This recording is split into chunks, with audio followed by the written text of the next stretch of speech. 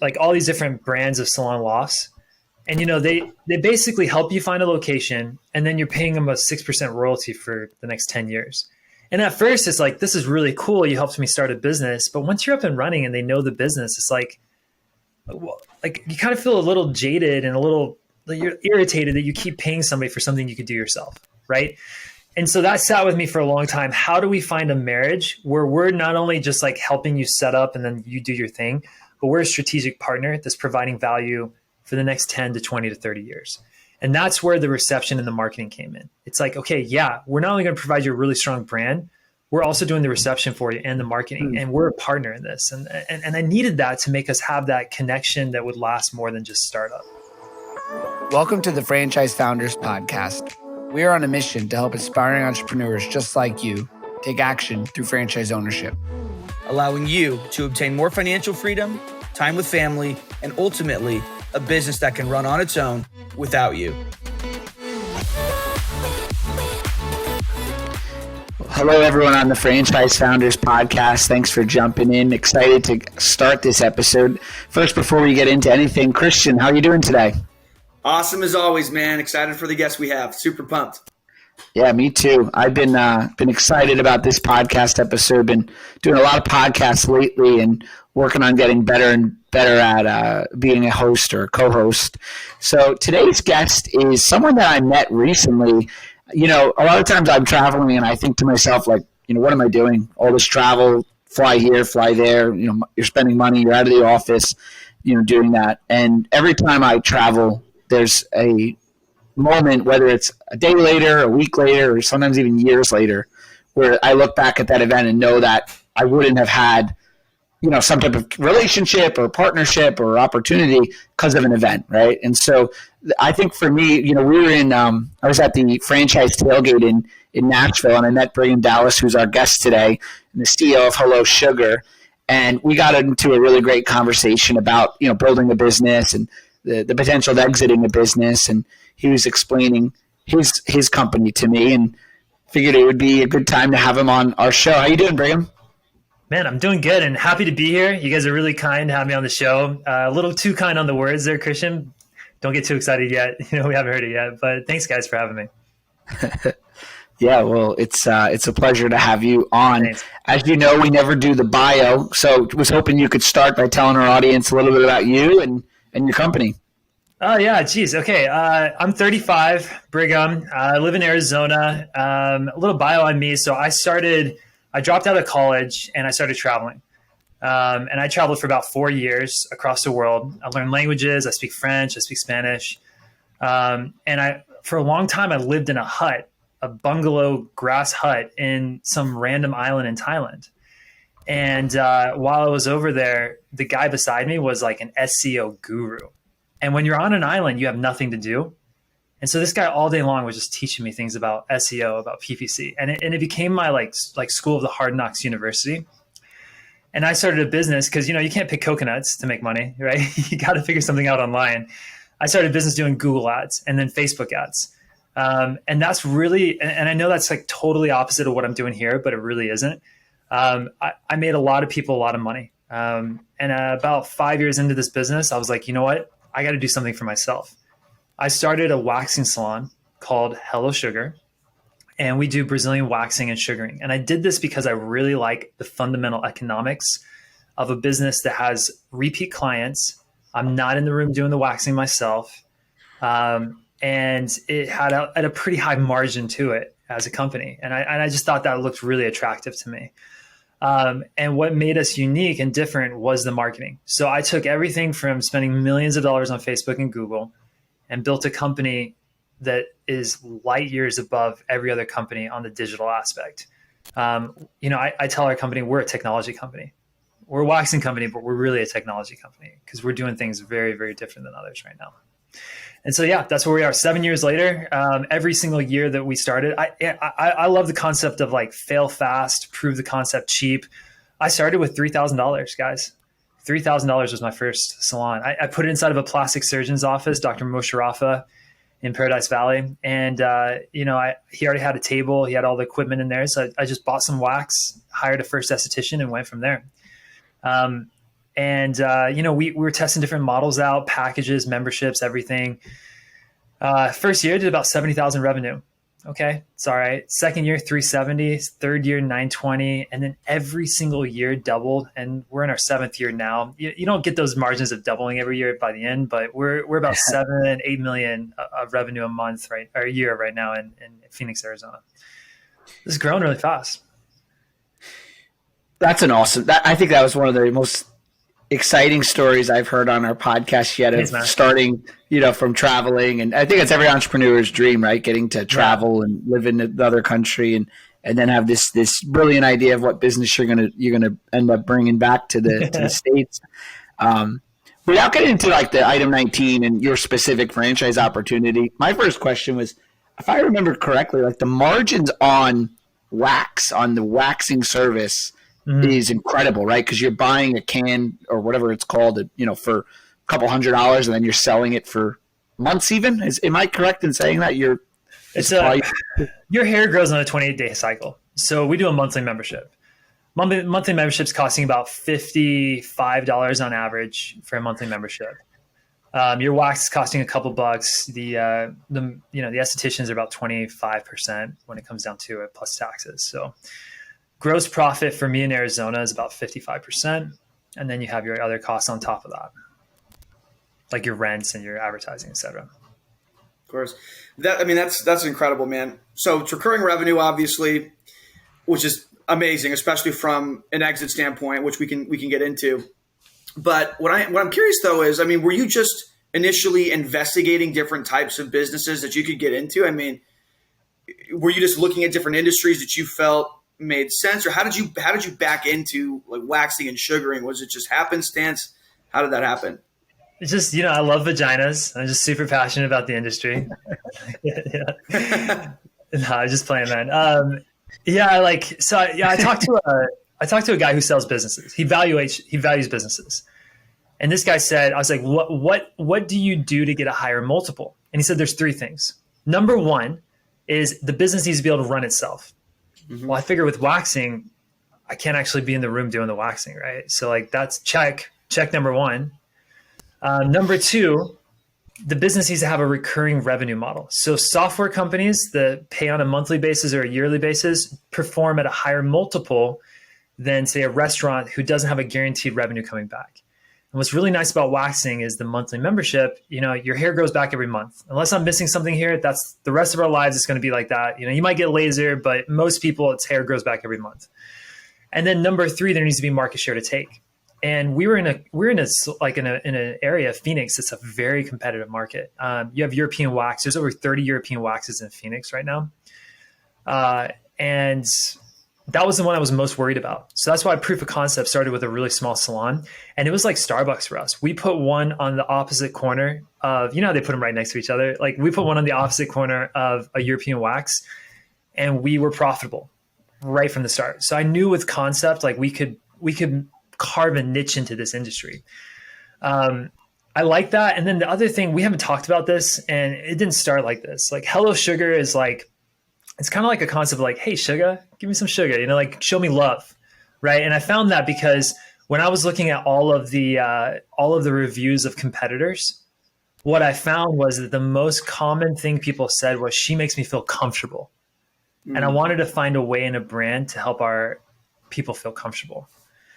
And so I did that, back to my marketing background. I did that by I put some ads online. And one ad was like this fashionista. One was this girl at the beach, and one was this big girl. I found this big lines bikini concept on Google, and I just copied the girl's face. I probably shouldn't have done this, but I just copied the picture off this bikini line, and I used it as my model on the Facebook ad. And I just did this to see what I wanted to do for my brand. And she got 3 times the engagement. And there was one comment I remember 7 years later. Is that I love that you're using normal sized women on your ads. And then from there on out, it was how do I make people feel comfortable? That's really the genesis of the brand.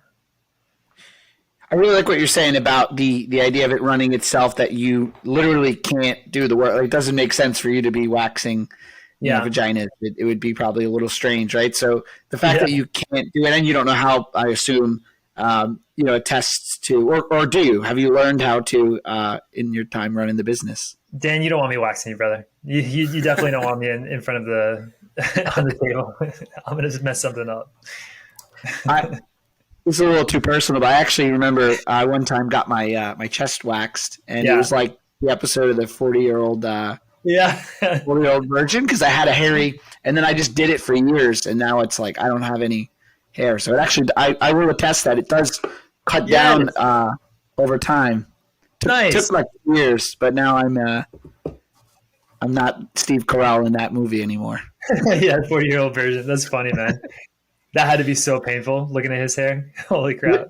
Well, the story behind it was, at the time, it was like 10 years ago almost, or 8 years ago. And the girl I was dating at the time, she went to go get, it was like a Saturday. She went to get her waxing appointment done. I had my coffee. I'm hanging out in the waiting room, and they have like this nice music playing. It was European waxer. They had nice music playing. Yeah. Saturday, I'm just relaxing. And for some reason, this girl comes out that works there and says, "Do you want to get waxed?" And I'm like, "Yeah, all right, sure." So I spontaneously go, and I go into the room, and they put me on the massage type chair, and there's the nice music playing, and I'm relaxing. It's Saturday, and then they put the wax on, and honestly, I felt like I was getting a massage. Like everything's warm and nice, and I'm excited, and then she rips the first strip, and it was literally out of the movie, because I scream, and then I get up, I probably said some profanities to her, or not at her. Went to leave, and she's like, "You can't leave." It was the middle of summer too, by the way. "You can't leave now because you have this strip, and you look ridiculous." So you have to finish it off. That's crazy, isn't it? Like, women will go get boiling hot wax on their body, rip the hairs off, and still they're scared of a little spider or a cockroach crawls across the ground. Harmless cockroach, and they're scared of this thing, but they will get waxed. It blows my mind, the level of pain tolerance. Yeah, not me, man. Not me. I think I had my eyebrows tweezed once, or not tweezed, but waxed, and I was like, "Nope, that's it for me. That's never happening again. Nope, I'm just going to let the caterpillars grow on my my forehead." Yeah. That's funny, man. But I think what I find so interesting about what you say, because I think that it's interesting because you didn't go in with an industry in mind. It sounds like like you were thinking about, okay, what do I want out of a business? What are the features of a business that will create the lifestyle that I want, but also maximize its value? And I think when you kind of back into it that way, that's such a smart way to approach it. And that's what I talk to potential franchisees about all the time. Let's not start with the industry necessarily, but let's think about, what do we want out of it? What matches with your skill sets? If you want to sell it someday, how are we going to maximize that multiple? And all these different things. Then you almost back into an industry that aligns with your skill sets, your financial wherewithal, et cetera, versus starting with that out of the gate. So, I'm a dancer, and I learned this concept early on. So I actually moved to Spain. I trained under the world champions for a while. I was really into dancing. So I lived a year in Spain training out there. And I found a lot of my friends who were very passionate about dancing were very poor, right? And it's because they're trying to make money in their passions. And don't be passionate about an industry. Be passionate about making money. Be passionate about business itself. And that opens you up to so many more categories. And one of my favorite mentors, Warren Buffett said, it's much more important when it comes to business strategy, the boat that you're in rather than how hard you row. And what he's saying by that is, pick the right industry over picking how hard you're going to work in that industry. It's going to make all the difference for you. Have to have the right vehicle, right? Yeah. Yeah, it's so much more important. If you're in an industry that's shrinking and dying, you could be in the food service industry. Pretty soon, automation is going to take a lot of those jobs out. It doesn't matter how hard you work in it. You might not find yourself, wealthy generationally. So picking the right industry that has attractive growth to investors is really important. If your industry is shrinking, I would really consider finding a different industry early on.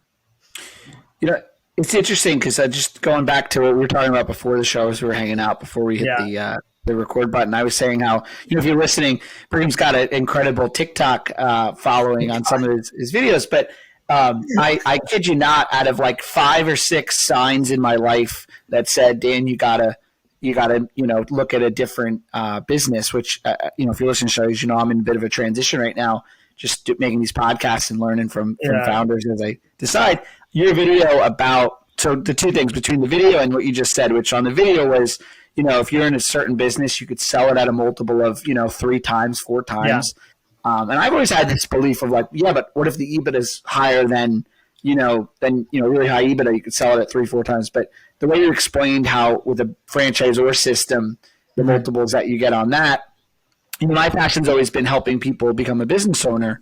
And where I've shifted is saying, wait a minute, being passionate about helping people become a business owner as a broker is actually only one half of what being of that calling is. In other words, if you're really into making people business owners, well, why don't you not just help them become one, but actually help them succeed as a franchisor, doing that. So, you've been an inspiration to me, but so can you walk us through, so you're saying that, perhaps you're not passionate about the waxing itself. You love the business. Like, what gets you going in your business as a franchisor? Yeah, so I used to teach entrepreneurship at a university up in Utah called Brigham University. It's actually named after me. No, I'm just kidding. That's probably how I got the job. They're like, yeah, you have no credentials that make any sense here, but we'll take you because you have the name. And it was really cool. They gave me a blank slate. I could teach whatever I wanted. And I taught a class that I created called How to Start a 6-Figure Income for $3,000 or Less. I started 4 businesses. All of them started at doing 6 figures or more. And all of them started for $3,000 or less. So it was a proof of concept, scale it fast with advertising. And I fell in love with watching students start a business that they would never need to work for a company again. That was my passion. And the first assignment of the semester was 7 days, cold showers, 3 minutes each, set the timer. And the reason for that is if you can't be uncomfortable for 3 minutes, how are you going to be able to start a business, right? And I also wanted people to think about pain and the idea of like, what's more painful, this unknown of starting a business or going to work for the man every day, 40 hours a week kind of thing. And so I found that I really have a passion for helping people start businesses. Like that's what gets me going. Wealth-wise, I make enough money off Hello Sugar Arizona that I don't really need the money on the franchise side. But it just is so exciting to me. Like most of the business owners in Hello Sugar are like 25 to 30 years old. We're not talking these like uber wealthy guys that are like at the end of their stages in life. I've got salon estheticians starting franchises with us. And we've got one of my favorite stories is we have a girl and she's 20 years old. She started at 19 and her first year, she's already done over 100K in profit. Like just killed it, like by the end. So like, let's say like by like month 12, her monthly amount was over 100K yearly. And she's absolutely crushing it at 20 years old. And that's like the coolest thing to me ever. Like that gets me up in the morning. There's really nothing better than seeing other people succeed. And, if you lay out the blueprint and then they execute on it, I mean, they're responsible for their success, but just knowing that you had a piece of that and you kind of guided them in the right direction. I mean, that's got to be incredibly rewarding. It's freaking cool. It's awesome, actually. Yeah, it's awesome. And, our franchise is very different from the normal model. Our franchise, a normal franchise, like if you own a European, you're going to pay $400,000 to $500,000 to get started. You need to have probably $200,000 to $300,000 in liquid assets, and you'll debt finance most of it. But like you need to have some kind of wealth built up to be able to start a European or some of these other franchises. That's the same thing in almost every industry within the waxing community, at least. Ours, $50,000 to $70,000. And profit-wise, we can take these guys on. Yeah. So your business, from a franchisor standpoint, it's and a franchisee, the business in a lot of ways runs itself as far as the technical work of the business, and you have a manager, I assume, that runs the day-to-day. You have recurring revenue as a franchisee. You know what's coming in on a monthly basis. The market's continuing to grow, as far as waxing. And as you said, it's definitely not shrinking because people continue to grow hair. And then for you as a franchisor, that's pretty interesting. So you have a lot of franchisees that are of that young, energetic, hungry age, 25, 30 years old, being attracted to the model because its investment's lower. And what is a total investment? Yeah, it's a lower investment. 50 to 70,000 is doable for most people. And then what makes us unique on that is the marketing. A lot of, like, let's say you start a gym, you're going to be doing a lot of you're going to have to figure out Facebook ads. You're going to have to figure out some kind of marketing in your area. You can do your own marketing, but we do predominantly for all of our franchises, we do almost all the marketing for them, which is unreal in this industry. And the way we do that is, my background is I'm a professional at Facebook and Google. That's my background. Paid advertising is my thing. So we do all the paid advertising, and we're getting leads at this stupidly cheap rate. We're able to fill a salon before it even opens. And we're able to keep that going, that momentum going, providing leads all the way through as these franchise goes. So you take out the marketing. And then the other thing that we developed that is unprecedented in the industry is we do all of the reception. So if somebody calls in, they text in, they Facebook chat, WhatsApp, whatever it is, we have a team in Belize and the Philippines, so we can get lower costs in here in the United States, and we outsource all of our reception. So in other words, similar like if you're in the home services space, a lot of great home services brands are providing a call center that handles the calls coming in and scheduling the salesperson. You're doing that from a salon standpoint. You're doing that. Any inbound communications are handled by your team, taking that completely off the business owner's plate.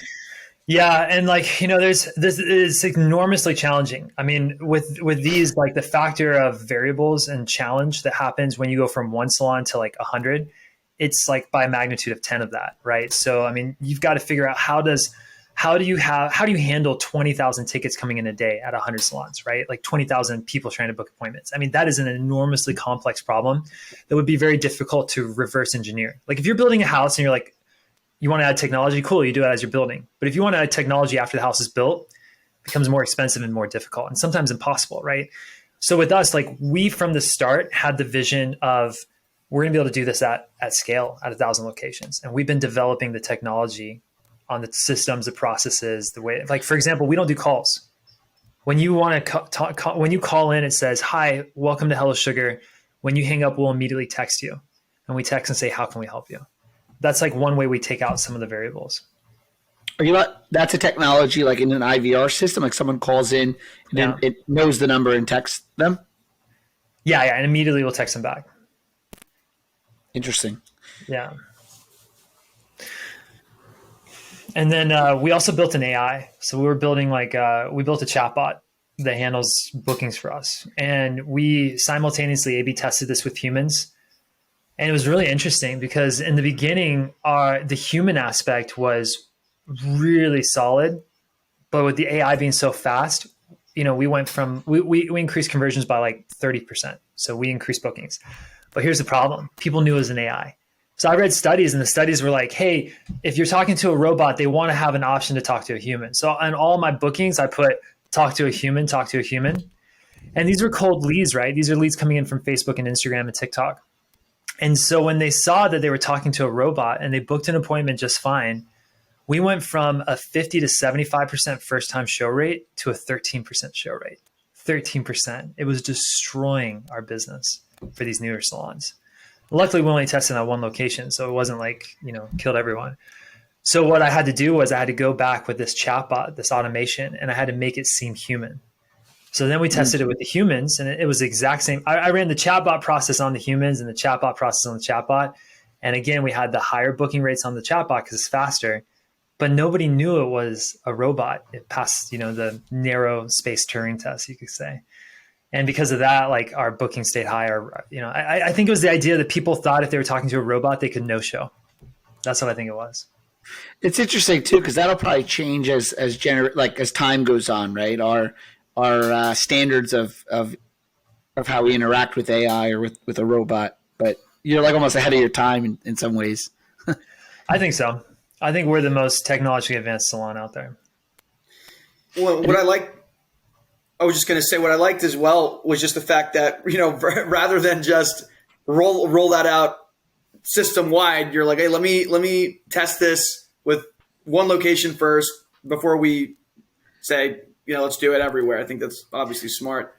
Yeah. You think about this as like a franchisor. Your responsibility is to make sure that your franchisees are taken care of, right? Like, you got to protect them.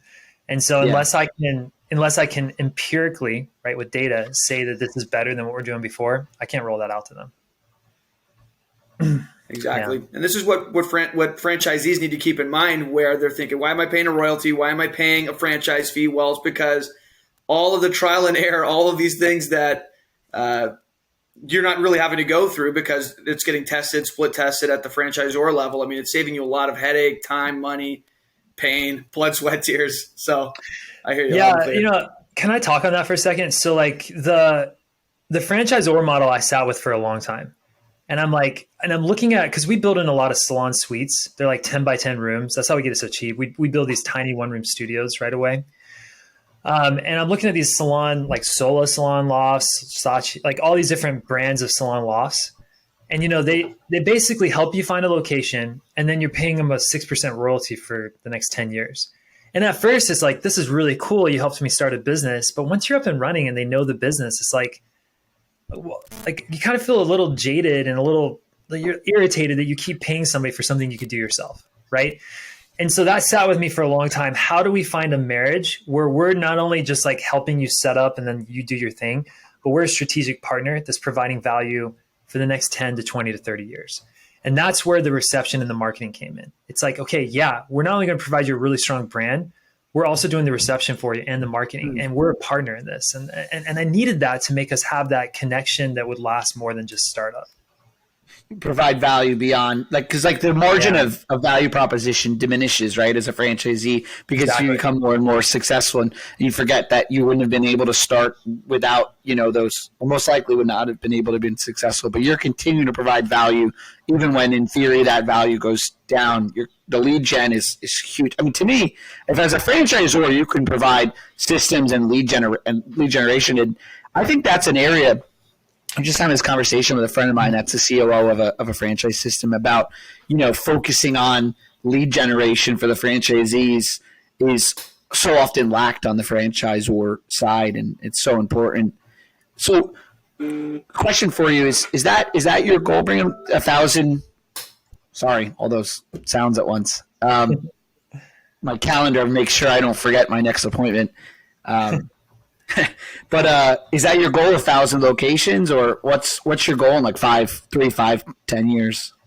Market saturation would be bigger than European wax. So right now I'm very focused on how do we get more salons in European.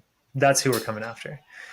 And I don't see us as like another, like most of the salons out there, the waxing salons, you take away their pretty name and their pretty face, and they're the exact same as European. European was really the pioneer in this industry, and they control most of the market share for a reason. They do things really well.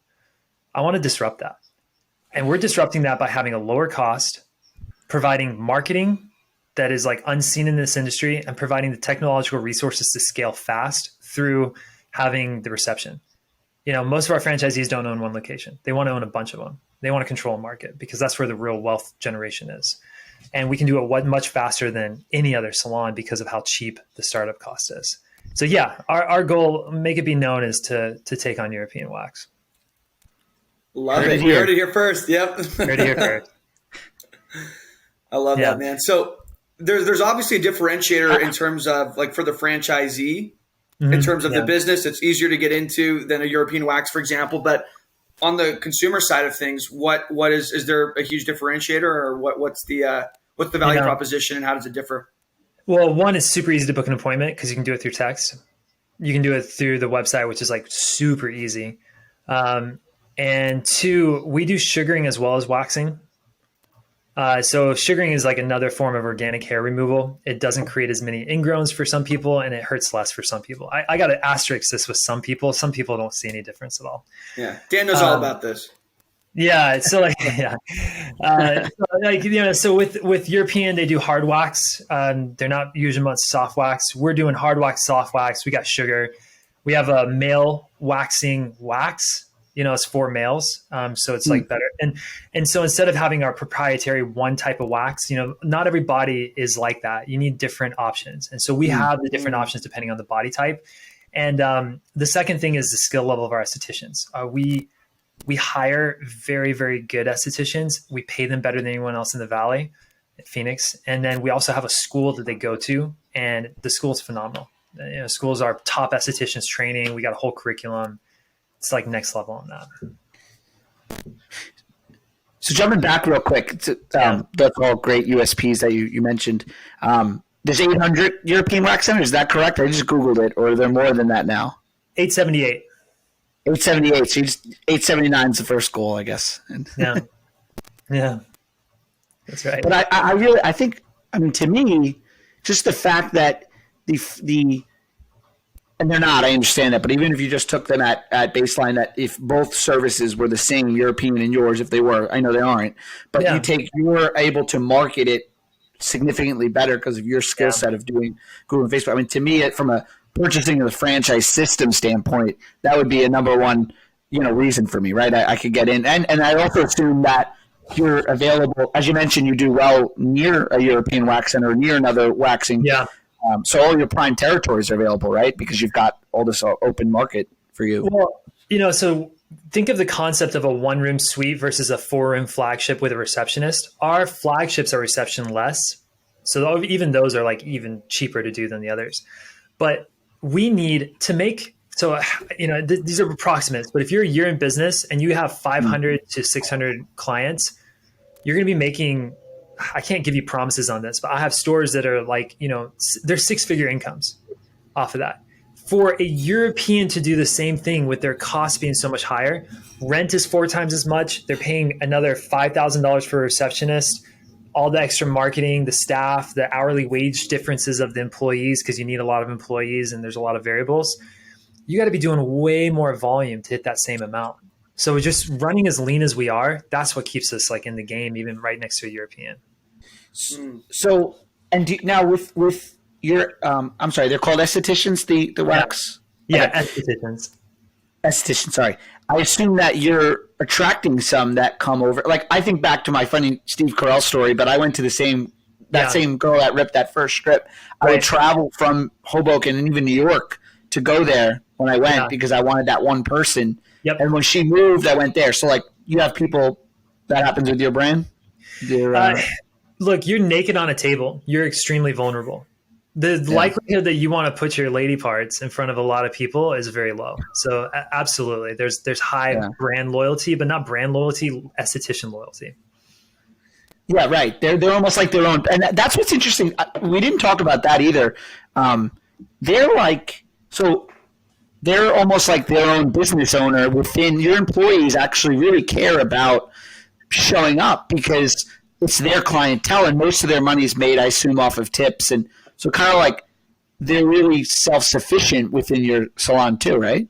Yeah, they're not independent contractors. They're not that level, but they're somewhere in the hybrid middle, right? Where an esthetician is making about 40% of their money comes from tips. And, we're looking to hire people that from the start make people feel comfortable. That's the goal, right? And that's where the estheticians really thrive if they're able to do that. So from a hiring standpoint, how do you vet someone's ability to make someone comfortable? Is it just conversations? Yeah. How do you do that? Because that seems kind of subjective. I'll tell you a story about this. So we were 3 years in. We had 4 people in the room interviewing, and 3 of us loved this person, and the 4th one was like, I don't know. And I'm like, what do you not know about her? She was fantastic. And she's like, I don't know. I swear this is a real story. Did you see her nails? Her nails were black. I just can't get over that. And she didn't want to hire her. And in my head, like, how can someone be so superficial that that's what they're looking at? Now in aesthetics, if you go to aesthetic school, you're all about beauty and industry and helping people feel beautiful. And so like, how could somebody with these black nails, according to this esthetician, work here, right? And so then I realized that people have different qualities and they prioritize things differently. And I didn't like that. And I'm all about empirical data. So I said, okay, what are the qualities that make a good employee in my industry? We want people to feel comfortable. I need people to sell. I need people to show up on time, and I need people to be presentable, right? And so those are the 4 qualities. Rate them, put them in priority. And then so I said, okay, like every one of those qualities gets a metric of 0 to 5 points. But if you're making people feel comfortable, there's a multiplier of 3. And if you're showing up looking pretty, there's no multiplier. And so then they get a point value based on the actual objective metrics that we're looking at. And that's how we hire. So we hire based on the point value and not some subjective, this person's got pretty nails. Makes sense. I mean, I like that you just take everything from an empirical standpoint. You're looking at data. You're not making decisions based off of a subjective feeling. You're saying, here's the actual data to support this. And I think that's the only way to really run a successful business at the end of the day. There's something we're talking back a little bit about this, and I wanted to kind of get into a different subject here. I know most of the podcast listeners are looking at potential like franchisees to join, or maybe they're franchisors looking to add value to franchisees. One thing I want to talk about is like how to choose a good franchisor. You know, me now being in this state, like I can say, okay, I understand better what to look for in a franchisor that I didn't know before. Do you mind if I just shed some light on some of those qualities? Yeah, I mind. I'm just kidding, man. Go right into it, man. That's the whole point of the podcast. Let's go. Absolutely. Yeah. So, you know, I've seen now in this industry, I've seen people wanting to do franchises and they go after starting a franchise to start a franchise. Like that's their goal. And that's great. And that's respectable. But if I were a franchisee, I would want to see proof of concept with more than one location. I would want to see a couple locations. They're doing well. They've done well for a while. They're seasoned. And that's where I'm going to start on, you know, where I'm going to look for a franchisee. It's very strange to me to have a one concept store and then just go 50 proof of concepts. Like, let's just go. That's a little strange. The second thing is I've talked to a lot of franchisees of different concepts where the owner was not very involved the franchisor was not very involved. Like they never met the owner. They never had the experience of talking to them. They don't have communication. And maybe, you know, I'm like idealistic because we're small, but I've really been trying to find a way to always connect to our franchisees. And one of the things we do differently is, have you heard of Loom? Yeah, I know Loom. Yeah. Dude, Loom changed my life. Yeah. It's a video recording thing. You can see my face, you can see the screen, and I can send you a link. It's like, it's the most amazing thing possible. So a couple times a week, just like I'm addicted to TikTok, I create these looms a lot like TikToks. I want them 3 minutes or less. You know, I want the sound bites to be fast, and I update our company on new things that are happening in the company. And I'm doing that constantly. I'm meeting once a month with every franchisee, and you know, maybe if at 1,000 locations that'll change, but right now that's where we're at. And then the third thing that I think we did differently is I started a franchise location myself in another state. I did it easily, you know, not easily. I did it over 7 years in Arizona, but I wanted to know if I could do it myself in another state. I invested my own money. I built my own franchise, and I ran it like it would be a franchise to show profitability there as well. And that was scary for me, you know, starting that. But I wanted to put my money where my mouth was and set the example in leading the franchises. Well, I think that's what all the good franchisors are supposed to do, right? I mean, yeah. but you're absolutely right. Not all do. But yeah, you're thinking, look, if I'm going to invest in this franchise concept as a franchisee, I want to make sure that the franchisor has done their homework. That, like you said, they've proven the concept. This isn't an industry that they just picked and they're deciding to start, you know, franchise from the get-go. You're saying, well, I have the successful model. Now let me franchise it because I've proven it out. I've vetted it out. Whereas, you know, if you're a franchise concept that is wanting to franchise from the get-go and you haven't necessarily proven that concept, well, then all of the risk really is on the franchisee. They're almost like your little guinea pigs versus you took that on yourself, you proved it out, and then you're saying, I have a model, this works. And then, you know, it's de-risking. Not entirely, there's always risk in business, but it's de-risking from the franchisee standpoint. Yeah, it's de-risking. That's exactly right. And, you know, from a franchisor standpoint, I'll be honest, like the amount of diligence that a franchisee does before picking our business is surprisingly lower than I thought. I would have expected more questions asked to me before. I think people like a concept, they're idealized by something doing well, and then they go right into it. I think they need to think more about like the economics behind it. Remember the boat analogy. It's more important the boat you're in than how hard you row. You need to be, it's just like picking a partner, a wife, right? Like you could have a wife that really sucks. You know, she might be beautiful, but she sucks as a person and it makes her life really difficult. Business is the same way. You've got to pick a concept if you're going to go into business that lends itself to be successful out the gate, right?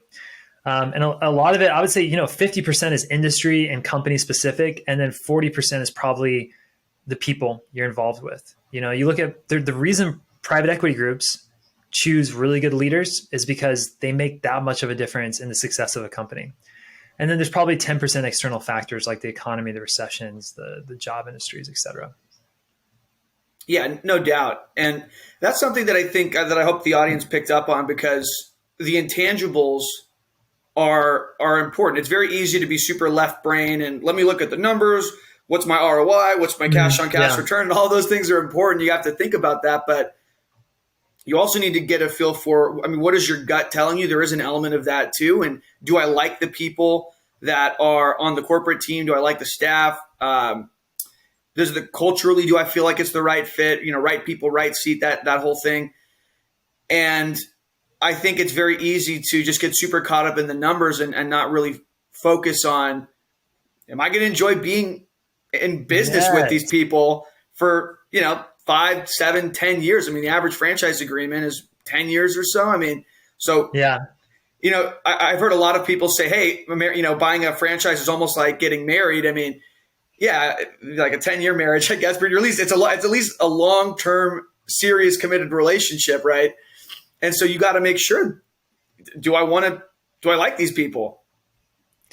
Yeah. And are these people looking out for my best interest? Right. Because what happens on the franchise side, on my side, is franchisors are going to get bought by a private equity company. If they're doing something right, they're going to get money. They're going to get invited to be part of a private equity group or a strategic investor of some sort. And when that happens, those PEGs, private equity groups, are going to try to take 51% control. And when they take control, now you as the franchisor are vying for your job. You're applying, you're interviewing for your own job, right? And you could get booted because you don't have control. So once they hit, a good number of salons, like let's say 50 plus, 100 plus locations, guaranteed there's PEG money involved. And there should be, right? You need that to get to the next level. So that's not a bad thing. But if you're not the right franchisor, they're going to pick somebody who is. And keep in mind, the private equity's goal is to make money. The private equity's goal is not to run your business with quality, it's to make money. And they're looking for a 5-year commitment. And there's nothing wrong with that. There's no evil in this, right? I don't want to discredit what a private equity does because you need them. But they have investors, limited partners, who are looking to get a return on their money, and they're going to get in and out probably within 5 years. So they're financially incentivized to build as many territories as possible, as quick as possible, not really looking at the iterations and the quality of the, as much as how do we get the return. And so, up until now, I haven't taken money. And part of this is I really want to make sure that our business is what I want it to be before we frame to the next level. That's been a big thing for me. And I'm not going to take money until I feel really good about that. And so to give you an idea, our first 3 locations, our first franchisees outside of Arizona, I had one that I did myself. I had one in Idaho and one in Houston, Texas. We had two buddies of mine started a franchise, and we struggled like crazy. We had so many mistakes and failures, and I lost so much sleep during that time. I can't even tell you how scared I was and stressed. And my business was doing amazing. I was making 7 figures on my business in Arizona, and I was stressed out of my mind about these friends of mine that put their life savings up, starting their businesses. And we figured out the mistakes, and then I said, okay, let's do another round of iteration. And so we brought in, 3 or 4 more, did a round, figured out those mistakes. And then each round of, I call it like software iterations, each round got a little bit better, a little bit more smooth until where we are now. And I feel very good about the product. Yeah, no, I love that. I love hearing that even though you were doing well, you care so much about your friends and their success that, obviously not fun to lose sleep, but it's good to hear that you care though so much. It's not just about lining your own wallet, but making sure that if other people are going to bet on you and the model that you've created, then you want to make sure that they're successful. And I can't stress enough the importance of being in business with somebody that feels that way, because not every franchisor is created equal. Some people, unfortunately, are just in it for the money, and that is the primary objective for them. And there are And then there are those like you, Brigham, who actually give a shit about their franchisees and seeing franchisees' success. So I think that's fantastic. My name's on it. My name's on it. That at the end of the day, my name's on it. And I'm not going to put something out there. I'm not going to have people risk the farm, bet their livelihood on something my name's on and not really believe in the product 100%. I mean, there's no money in the world. You couldn't pay me enough money to do that. Like it doesn't make sense to me. It scares me. I love that. Actually. Yeah. Yeah. Well, it should. And I think if you're a decent person, that is how you would feel. But, sometimes business can be cutthroat. I think, although I do believe that the best people in business tend to have the mindset that you have. So, well, it's like, it goes back to incentives, right? Like, if you're run by a company who needs a return long-term, and that's who's the CEO and in charge of something, the incentive might not be the same as the incentive of somebody who's backing this from the original perspective. So it's just, I'm not saying it won't be. Like, there's some really quality private equity groups and private CEOs out there that are run that way, but you need to be careful and you need to ask the right questions to know if that's who you're working with. I think that's great advice. Yeah. Well, awesome, man. I think this has been a tremendously fantastic conversation. There's a lot of great value and golden nuggets in here. Thanks, man. Before we wrap up, though, is there anything in terms of advice, parting wisdom that you'd like to leave the audience with before we go? We talked about a lot. I'm going to do if it's okay, a 30-second unsolicited soundbite for Hello Sugar. Sure, do it. Okay, yeah. We're a Hello Sugar, Brazilian waxing and sugaring franchise, $50,000 to $70,000 startup. We're growing rapidly, and we're looking for new franchisees that are solid people, solid business owners with some experience in business, hopefully, and people who care and are passionate about business. So if that's you and you're interested, head to the website hellosugar.salon, hit on the franchise section and fill out the paperwork, and we'd love to hear from you. Fantastic. Well, Brigham, thanks so much for coming on. I think this was, like I said, just tremendously valuable for the audience. Thanks, I'm sure. I know for me, it's always nice, and hearing people with your heart, I think, is really, really fantastic. So thanks, man. So yeah, man, thanks for coming on. Thanks everyone for tuning in. If you haven't already, all the good stuff, share it, leave a review that's honest, tell people about the podcast, etc. And we'll see you on the next episode. See you later. Thanks for listening to this episode of the Franchise Founders Podcast.